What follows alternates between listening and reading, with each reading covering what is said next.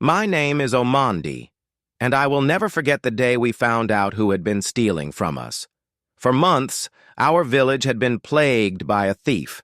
Every morning, someone would wake up to find their chicken coop empty, their yam barn raided, or their calabash of palm wine gone.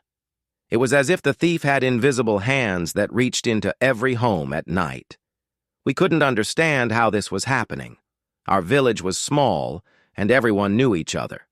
During the day, people would gather under the big baobab tree to talk and guess who it could be.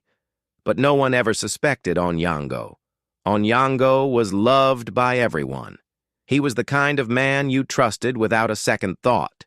During the day, he helped the elders carry firewood, repaired roofs, and taught the children how to play the drums. He was always smiling, always kind. If someone needed help, Onyango was the first to step forward. But the thefts didn't stop, and people started growing angry. Some thought it was someone from a neighboring village. Others whispered that maybe it was a spirit or a curse.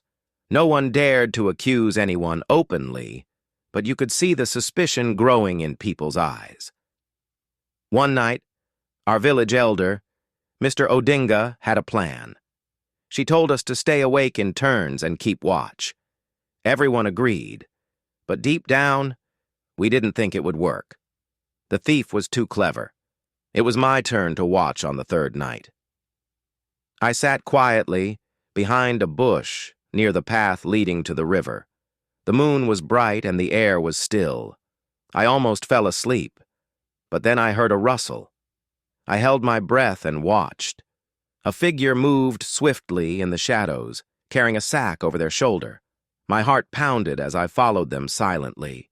The figure walked straight to Onyango's hut. At first, I thought maybe Onyango was being robbed too, but then I saw something that made my blood run cold. The figure went inside, and when they came out, they weren't carrying the sack anymore. That's when I realized. It was Onyango himself. He had been hiding the stolen goods in his own home. The next morning, I told Mr. Odinga what I saw.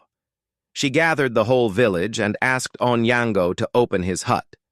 At first, he laughed and said he had nothing to hide, but when we stepped inside, there it was. Everything that had been stolen: chickens, yams, pots, and even the brewer's missing gourd of palm wine. The villagers couldn't believe it. Some people shouted, others cried. Onyango didn't try to deny it. He just stood there, his head bowed. "Why, Onyango?" Mr. Odinga asked, his voice heavy with sadness. "I don't know," he said quietly. "During the day, I wanted to be a good man. But at night, I don't know what came over me." Onyango was banned